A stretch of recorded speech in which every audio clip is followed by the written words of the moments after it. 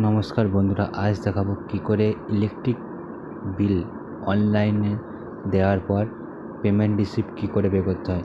প্রথমে ক্রোম ব্রাউজারে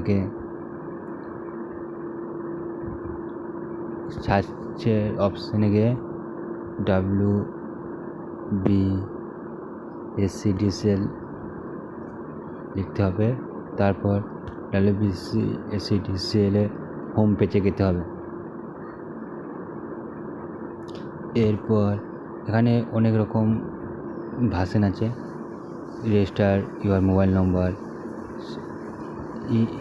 এখানে নিচে গিয়ে ডাউনলোড পেমেন্ট রিসিপ্টে গিয়ে হাত দিতে হবে। এরপর এখানে সিলেক্ট করতে হবে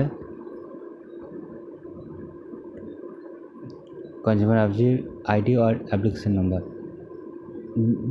যার যার কনজিউমার আইডি আছে কনজিউমার আইডি হাত দিতে হবে।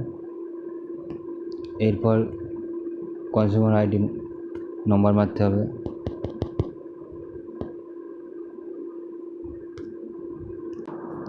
কনজিউমার আইডি মারার পর এখানে ক্যাপচার নম্বর দিতে হবে।